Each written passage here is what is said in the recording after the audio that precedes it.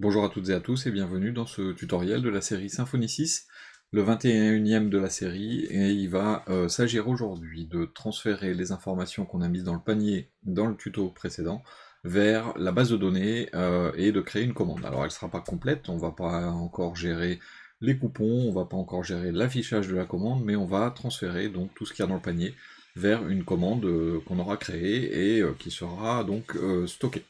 Bon, bah, c'est toujours notre projet habituel, hein, donc notre projet Symfony sur le e-commerce.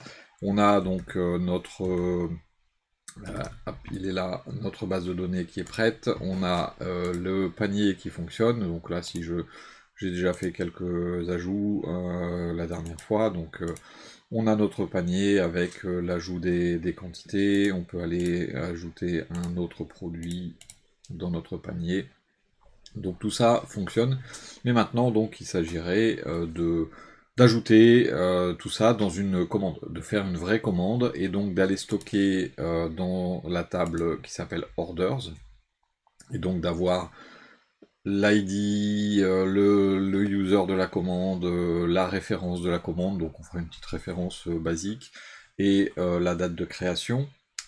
Et on va avoir également donc dans Order Details les détails de la commande qui demandent le numéro de la commande, le numéro du produit, la quantité et son prix. Donc prix unitaire bien sûr, comme ça en multipliant le prix par la quantité, ça récupère directement les infos. Alors pourquoi mettre la quantité et le prix? Si le prix change, c'est pour pas changer le montant de la commande en tant que tel.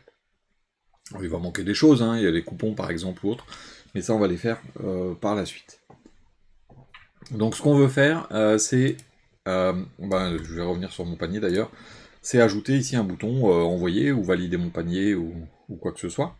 Et donc ça je peux le faire assez facilement à l'intérieur de mon template, donc carte index, et donc après mon tableau, donc j'ai une section qui est ici, qui est ma colonne, j'ai mon tableau, et ensuite après mon tableau, eh bien, je peux faire une balise A.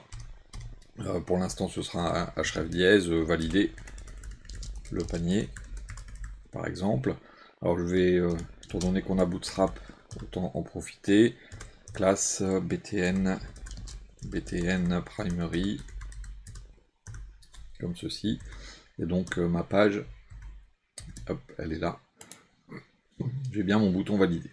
Donc ce bouton validé va devoir m'envoyer à une méthode que je vais mettre à l'intérieur d'un nouveau contrôleur qui va être le contrôleur des commandes. Mes commandes c'est orders, donc je vais l'appeler orders controller. Et donc ce sera la méthode qui permettra d'ajouter les informations dans la base de données. Donc ce contrôleur, je vais le créer. Je vais utiliser un terminal. Hein. Vous commencez à connaître, donc je vais faire un Symfony console make controller. Puis là, je vais l'appeler orders controller. Voilà. Donc j'ai plus besoin de mon terminal. Et donc j'ai bien mon orders controller qui est ici. Étant donné que ça va être sur pour toutes les commandes, hop, je vais mettre un préfixe. Je vais l'appeler commande. Alors je nomme en anglais, mais mes URL sont visibles en français. Ajout, et donc là on va appeler ça add, et ma méthode ce sera add. Donc la première chose que je vais devoir faire dans cette méthode ajout, c'est de m'assurer que je suis bien avec un utilisateur connecté. Parce que si l'utilisateur n'est pas connecté, j'ai pas de compte. Alors après, vous pouvez faire un... Pardon. Vous pouvez faire un système de compte anonyme, mais si vous ne souhaitez pas faire un système de compte anonyme, vous devez vérifier que l'utilisateur est connecté. Alors je vais faire avec un this deny access unless granted. Je vais juste me baser sur le rôle role user. Vous pouvez mettre is authenticated fully également, ça marchera. Donc maintenant que j'ai ça, si je valide mon panier, la première chose qu'il va me demander, ça va être... Ah bah oui, j'ai pas mis le href. Donc je vais aller le faire ici. Donc je vais lui dire, hop, passe, tu vas me chercher orders. Alors c'est app orders add, comme ceci. Et donc si j'actualise, je valide, hop, voilà, il me dit bien connecte-toi. Donc je vais prendre n'importe quel utilisateur que j'ai dans la base de données, et justement pas un admin ou quoi que ce soit, mais vraiment un utilisateur qui n'a pas spécialement de rôle. Tiens, on va prendre celui-là, l'utilisateur numéro 3, hop, je mets le mot de passe, et donc j'arrive bien sur orders controller. Bon, il n'a pas activé son compte, mais c'est pas grave, peu importe. Donc ici, je suis sur mon orders controller, donc c'est bien que mon lien m'a bien amené ici. Donc deuxième chose que je vais devoir faire, c'est aller chercher ma session. Donc de la même façon que pour le panier, je vais aller chercher session interface, je vais l'appeler session. Voilà, et donc je vais récupérer mon panier. Donc sur mon session, je fais un get de panier. Et si j'ai pas panier, je mets un tableau vide. Donc là, si je fais un dd de $panier, je vais avoir mon panier qui va s'afficher ici. Donc j'ai le produit 14 en 3 exemplaires, le produit 18 en 1 exemplaire. Donc si je reviens en arrière, j'avais bien un produit en 3 exemplaires et un produit en 1 exemplaire. Maintenant que j'ai fait ça, eh bien je dois vérifier que j'ai pas un panier vide. Si je vais sur la page qui me permet de créer une commande alors que mon panier est vide, c'est dommage. Donc je vais faire si panier est égal à un tableau vide, je vais même mettre un triple égal. Si c'est un tableau vide, bah, tiens, je vais faire un message avec un add flash qui sera un message votre panier est vide, et je vais lui faire un redirect. Je vais le renvoyer à la page d'accueil par exemple. Redirect to route, et donc ma page d'accueil pourrait vous montrer, hein, elle s'appelle main. Donc c'est la route slash, elle s'appelle main, donc ici je mets main.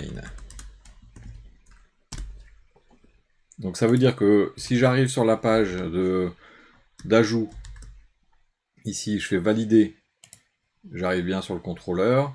Si jamais mon panier est vide et que je fais valider, alors normalement en JavaScript on devrait masquer le bouton par exemple, hein, mais si on désactive le JavaScript, eh bien on pourrait éventuellement avoir quelqu'un qui va sur la page en question. Et donc j'ai bien ici, votre panier est vide. Ah, par contre, il me dit votre panier est vide, mais commande ajout. Alors, oui, si je fais un this, mais pas un return, voilà. Donc, je reviens en arrière, j'avais oublié le return. Donc là, je fais valider, voilà, je suis bien sur la page d'accueil, et j'ai bien ici votre panier est vide. Donc de cette façon-là, vous avez la possibilité de rediriger si la personne elle essaie d'arriver sur la page de commande alors que son panier est vide. Maintenant, c'est là qu'on va avoir besoin de pas mal de choses. Donc ici, donc, le panier n'est pas vide. On crée la commande. Donc là, sur le principe, eh bien, créer la commande, c'est assez simple, hein. Je vais l'appeler order et je vais faire un new de orders. Alors comme d'habitude, j'ai fait mon new orders, ça m'a automatiquement ajouté le use. Pensez à le mettre si vous n'avez pas d'ajout automatique. Et ensuite, on parcourt le panier pour créer les détails de commande.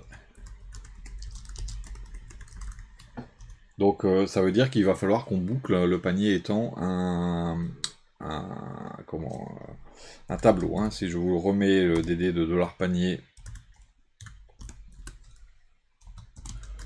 hop, donc je vais remettre cet écran là, hop, on va dire 2, on va retourner ici, on va mettre produit 1, et on va en mettre 2 aussi, tiens, on va mettre 3, donc voilà, si je valide, j'ai bien ici un tableau, avec comme clé le numéro du produit et comme valeur la quantité.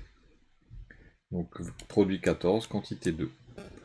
Donc ce que je vais devoir faire, c'est que je vais devoir parcourir le panier, donc je vais faire un for each de $panier as, et je vais récupérer en premier le produit, donc on va dire item, et en deuxième la quantité. Et donc là je suis sur une ligne de mon tableau, donc je vais faire une première variable qui sera order details pour les détails. Je fais un nouveau order details, puisque j'ai mon entité pour order details. Dans cette entité order details, je l'avais ouverte, non, donc orders details, elle est là. Je dois lui donner la quantité, le prix, l'order, donc c'est l'élément qui contient le order, et le produit. Donc quantité, prix, order, produit. Alors il y aura des erreurs, hein. Vous allez voir, on a des choses qui n'ont pas été faites dans les entités, donc c'est normal, il va y avoir un certain nombre de messages d'erreur, mais c'est prévu. Donc d'abord je vais chercher le produit. Donc le produit, ça va être product $. Alors il faut aller chercher product repository, mais ça je l'ai pas.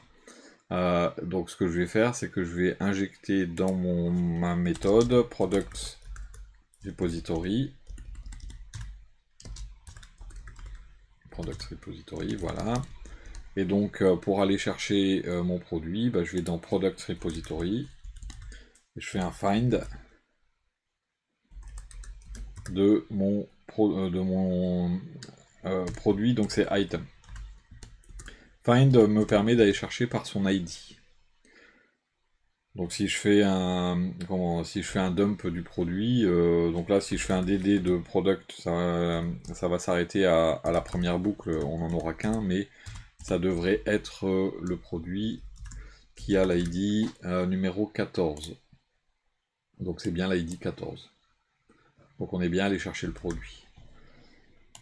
Alors normalement il faudrait vérifier, attention, est-ce que le produit existe bien en base, et ainsi de suite, mais toutes ces vérifications là, je vous laisse les ajouter. Là on voit le concept comme d'habitude. Ensuite donc il me faut le prix. Donc le prix du produit c'est product flash get price.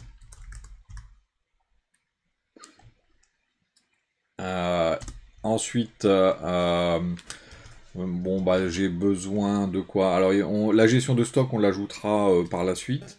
Donc là j'ai pas besoin d'autre chose. Ce que je vais faire maintenant, c'est que je vais ajouter tout ça à mes détails. Donc mon order details. Donc on crée le détail de commande. Donc le détail de commande. Donc le détail de commande c'est le produit. Donc order details flash set product. Hop. Set product et on lui passe le produit. Ensuite dans order details, on a un set price et on a notre prix, $price. Et on a order details flash set quantity qui est notre quantité.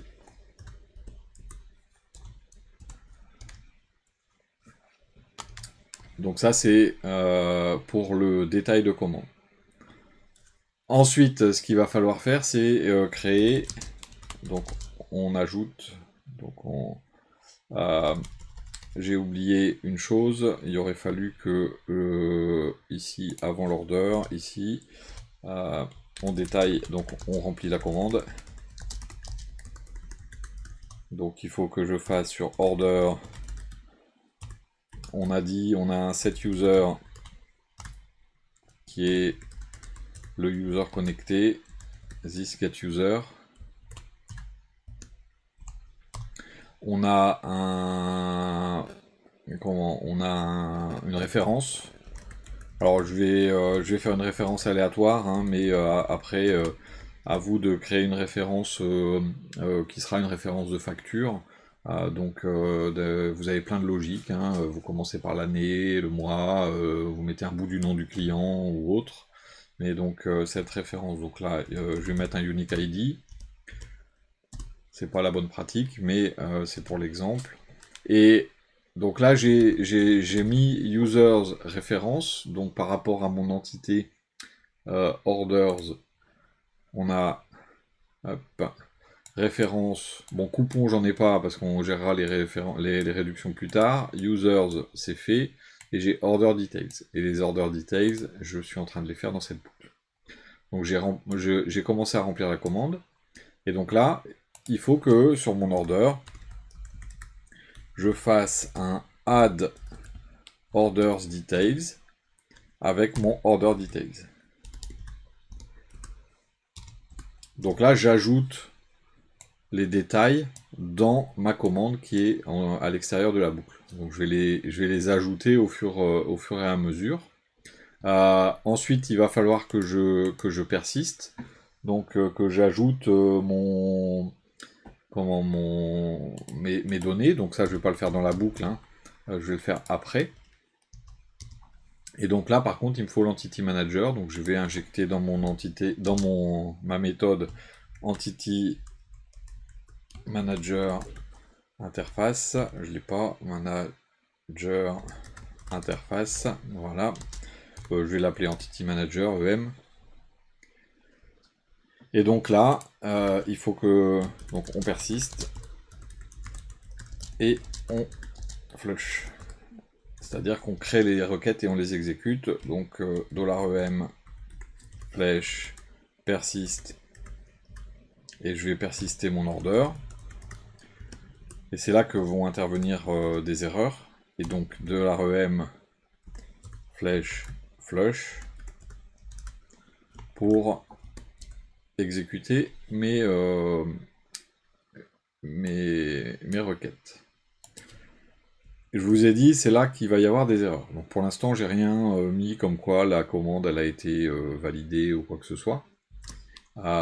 Donc là, j'ajoute, hop, et donc voilà, c'est le détail en fait de l'erreur dont je vous parlais. Il dit, on a trouvé une nouvelle entité dans la relation orders vers order details qui n'a pas été configurée pour cascader les informations. C'est-à-dire que quand on fait un cascade, un persist, pardon, on n'a pas cascadé vers order details. Donc là, je l'ai plusieurs fois, hein, mais par contre, il dit, attention, vous pouvez faire ajouter cascade persist dans votre relation. Et donc ça, c'est quelque chose qu'il faut penser à faire. Et donc là, sur le principe, je vais faire ça dans orders, parce que c'est orders que je persiste.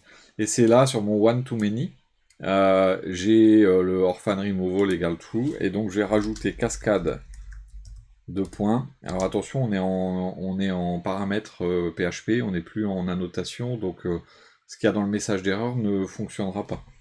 Il faut bien mettre avec des crochets, et persiste. Donc lui dire de persister au moment du cascade.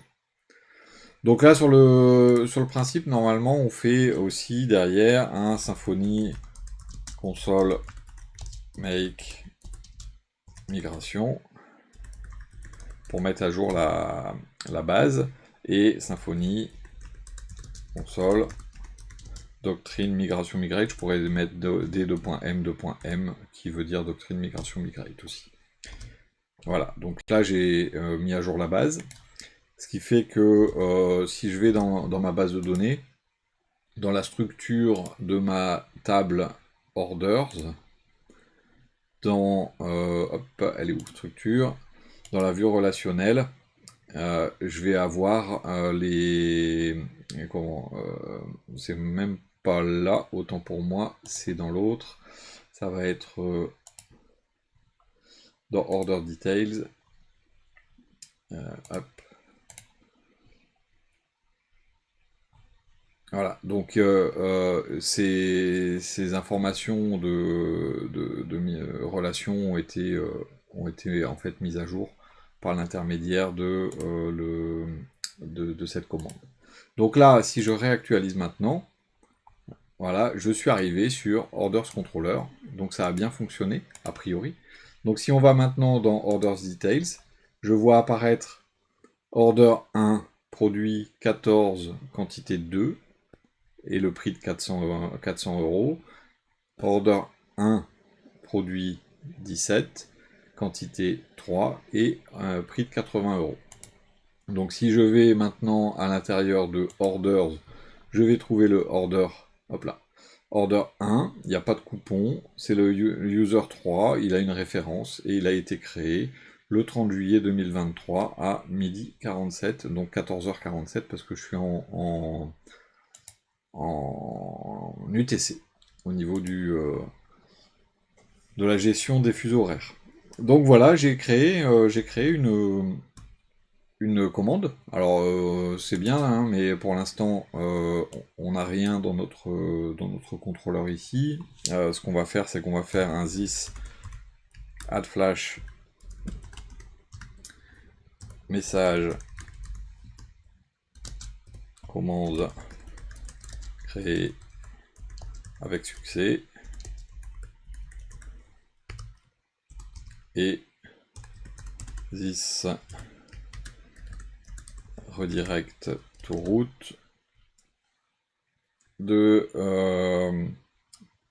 donc vers main. Problème, c'est que si je fais ça uniquement, eh bien je vais actualiser ici. Hop. Alors add, j'ai oublié, forcément j'ai encore oublié le return. Voilà. Voilà, donc là, vous voyez, commande créée avec succès, commande créée avec succès. Hop. Et si je retourne, donc, alors j'ai pas fait de lien voir le panier, tiens. Non, donc, si je retourne sur mon panier, il est toujours là, et si je le valide, en fait, il recrée une commande. Donc là, je vais me retrouver assez rapidement avec un certain nombre de commandes qui vont être identiques. Hop. Et donc là, si je vais dans Order Details, je vais me retrouver avec X fois la même commande, avec les mêmes quantités, mais avec des ID différents. Donc ça, c'est parce que je n'ai pas, au moment où j'ai fini et fait mon flush, alors je devrais vérifier que ça se passe bien, hein, que tout ça se passe bien, et si ça se passe bien, eh bien il faudrait que je supprime et que je vide mon panier, exactement de la même façon que dans mon contrôleur carte quand je fais un delete d'un produit ou un empty. Donc là, je devrais faire carrément le remove de mon panier. Et donc directement ici, je fais un session flèche remove hop, panier,